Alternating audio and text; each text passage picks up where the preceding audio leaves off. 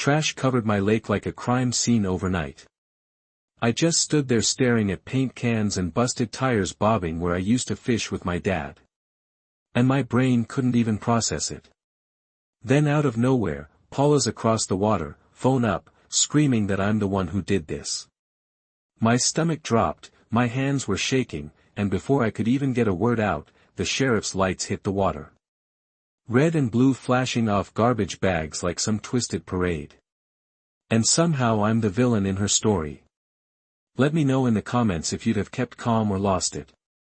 I launched my bass boat from the family ranch dock just after sunrise, same as I've done probably 1,000 times since Dad taught me to cast when I was 12. The water looked normal from the shoreline, that familiar dark green color you get from a healthy spring-fed lake. But when I got out to my favorite spot near the cypress stumps, where the big largemouth usually hang out in the morning shade, something felt wrong. The air had this sharp rotten smell that didn't belong here. I cut the motor and drifted closer to shore, and that's when I saw it. Trash scattered across the surface like someone had backed up a garbage truck and dumped everything into the water. Paint cans, old tires, plastic bottles, even what looked like construction debris floating in clusters near my usual casting spots. This wasn't just litter. I'd been fishing this lake since I was a kid, knew every inlet and cove, and this much garbage didn't just blow in overnight. Someone had deliberately dumped industrial waste right in my fishing spot. This wasn't just environmental damage. This was personal. I grabbed my phone and started recording everything, panning across the polluted water, getting close-ups of the floating debris. That's when I heard it. This steady mechanical humming coming from across the water from the direction of the Meadowbrook subdivision. I panned my camera toward the sound and caught sight of their pump station on the shared easement. Every morning at dawn, those pumps kicked on and ran for exactly 20 minutes, pulling thousands of gallons from my ranch lake to water all those perfect suburban lawns. The irony wasn't lost on me. They're irrigating their subdivision with the exact same lake water that's now polluted with floating garbage. I motored closer to get a better look at their pump station. And that's when I noticed something that made my stomach drop. There was this faded Texas inspection tag on the main pump equipment, sun-bleached, like a vehicle registration that's been expired for months. I zoomed in with my phone camera because something told me this detail was going to matter later. Paula must have spotted me from the clubhouse because she came storming across that manicured lawn like I just insulted her mother. She's got this way of walking that makes it clear she thinks she owns everything she can see, including my ranch lake that's been in my family since before her subdivision was even a concept. "What are you doing out there?" she shouted across the water. "Did you dump all that trash in our water source?" Our water source. Like she forgot where that water actually comes from. Funny, last I checked, the deed didn't have her name on it. I held up my phone, still recording. "Interesting how your pump keeps running from my ranch lake while you're accusing me of dumping garbage," I called back. She pulled out her phone immediately and started dialing. I could hear her talking loud enough for the whole neighborhood. 911, I need to report someone dumping trash in our community water supply. He's right there in his boat, probably disposing of more evidence. I couldn't believe what I was hearing. This woman was actually trying to frame me for polluting my own family's lake. When the deputy arrived about 20 minutes later, Paula was still standing there pointing at me like I was some kind of environmental criminal. The deputy seemed like a reasonable guy, asked me to come to shore and explain what I had observed. I showed him the video footage of the floating trash, the polluted water, and that expired inspection tag on their pump station. "Ma'am," he said to Paula, "this gentleman's showing me evidence of illegal dumping, not causing it, and this lake is on his property according to our records." Paula's face went red. "He doesn't have authority over our water intake system. I demand you cite him for illegal dumping." The deputy looked at her. Like she'd suggested he arrest the governor. "This is an HOA jurisdiction, ma'am. If there's environmental dumping, we need a proper investigation." The next morning, I was out checking the lake again when my neighbor showed up with his camera. He's been my fishing buddy for 15 years, owns the adjacent ranch. "Grant, you need to see this," he said, pointing toward the shoreline near my dock. Overnight, someone had posted bright yellow signs all along my fishing easement. "No dumping, restricted shoreline area, authorized personnel only." Professional-look signs, the kind that cost real money to make. Those signs were planted right on my documented fishing easement, the area that's been legally recorded with Caldwell County since my grandfather's time.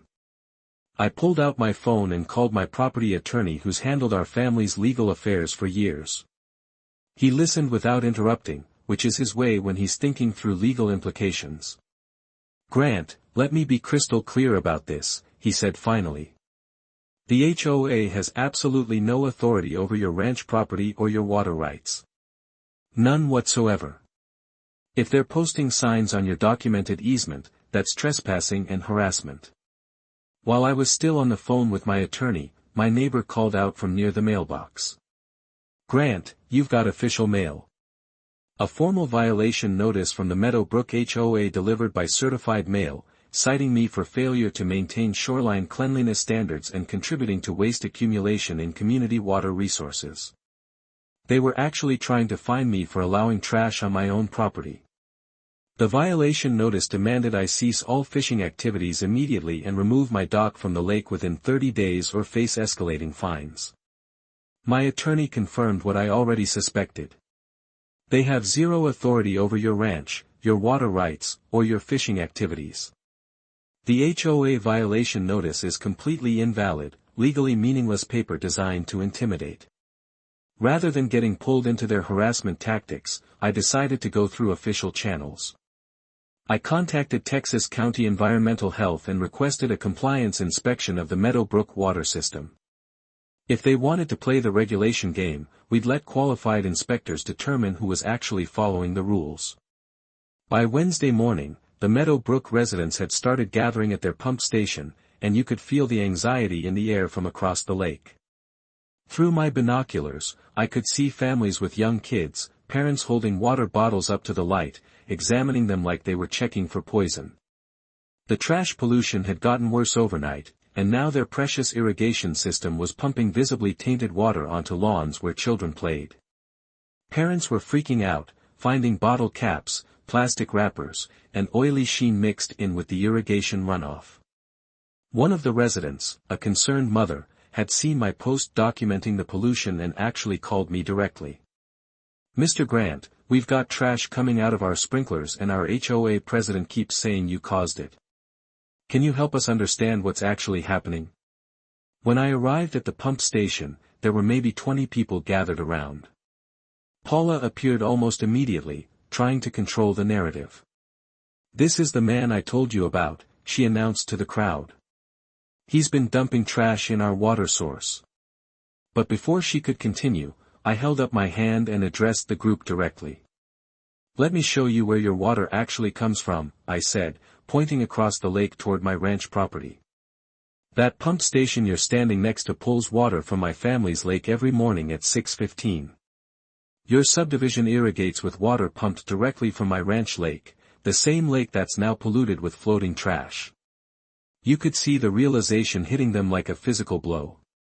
Their perfect suburban paradise was completely dependent on my private ranch lake. The concerned mother spoke up first. "Paula, why didn't you tell us our water comes from his ranch?" Paula tried to regain control by going on the offensive. "Mr. Grant is attempting to deflect responsibility for his own dumping by confusing you with technical details." But I wasn't about to let her spin this. I pulled out my phone and showed them the county easement documentation. "I've got the deed right here," I told the crowd, holding up the official papers. "This is my family's property, and that's my family's lake." The crowd gasped when they saw the official county seal on the documents. These weren't environmental activists, just regular families who trusted their HOA to handle infrastructure safely. Thursday evening, I was going through my pollution footage when my phone rang. Unknown local number, but something made me answer it. "Mr. Grant, this is Mike. I used to do maintenance work for Meadowbrook. I saw the news about the trash dumping and I think we need to talk." We arranged to meet at the diner in town, away from prying eyes and HOA politics. Mike turned out to be a guy in his 50s, weathered hands and tired eyes. I quit working for them 6 months ago, he said. Paula had me doing things that didn't sit right, moving trash bags around the lake, specifically targeting the areas where you fish. She said it was to discourage fishing activity. What Mike told me next made my stomach drop. Paula had specifically instructed him to make the fishing spot look unusable by strategically placing industrial waste where I'd be most likely to encounter it. But Mike had something even more damaging than testimony. He'd been required to install security cameras around the pump station for insurance purposes, and those cameras had captured Paula's late-night activities. She didn't know I had remote access to the security system, he said, pulling out a tablet. I've got footage of her personally dumping trash bags at 3:15 in the morning. The video was devastating. There was Paula alone at the lakefront in the middle of the night, working with a flashlight and systematically heaving trash bags into the water where I normally launched my boat. She was dragging containers and debris with the casual confidence of someone who'd done this before.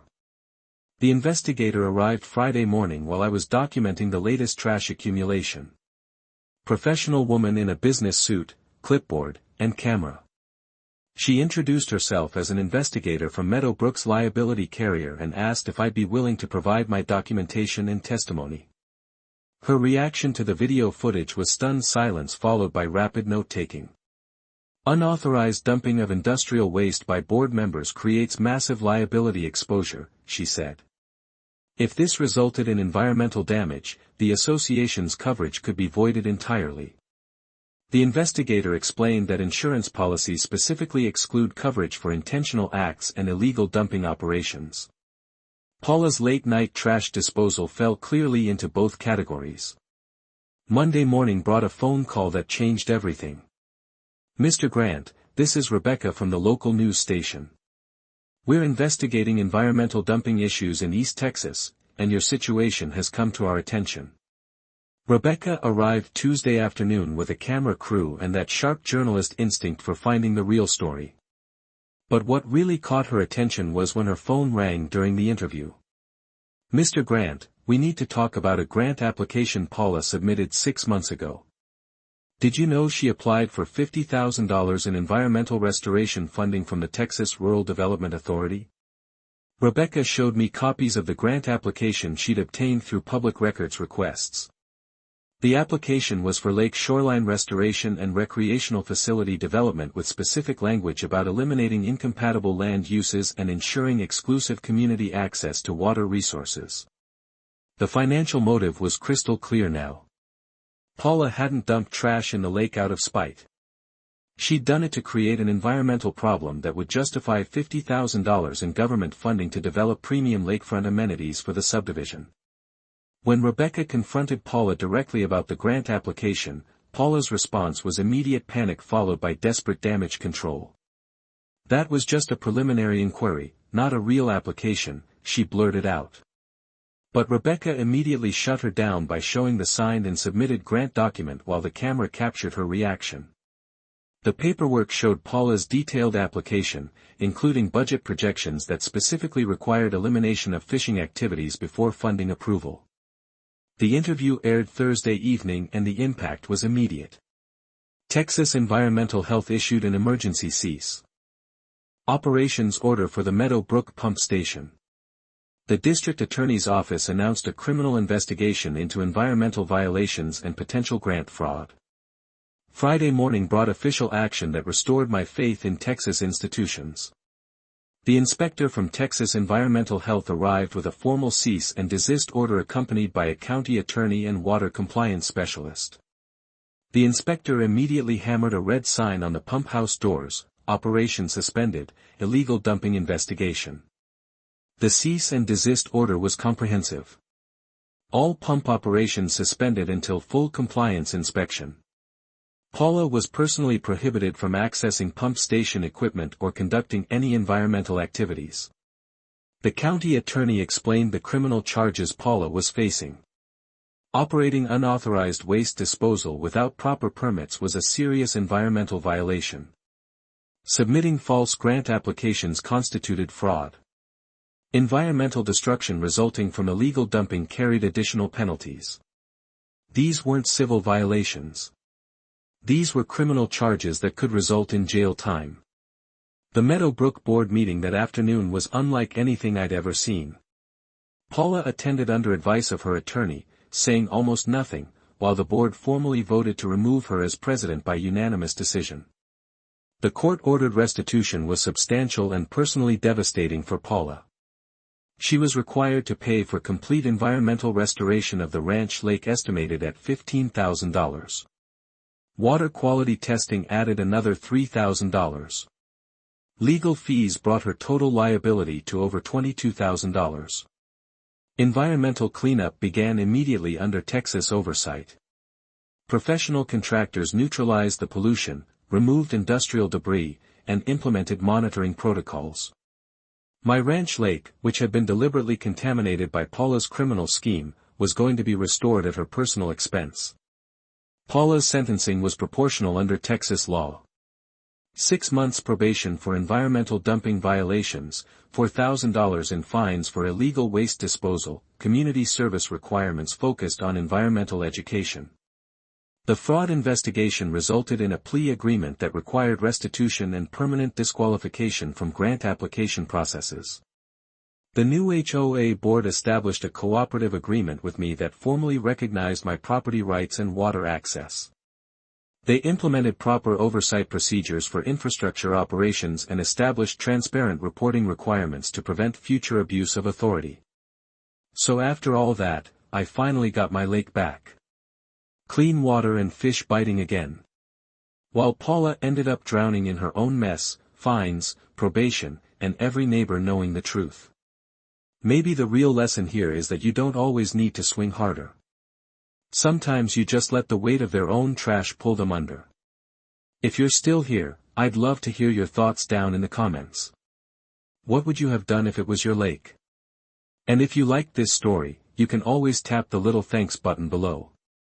Until then, keep your lines tight and your neighbors in check.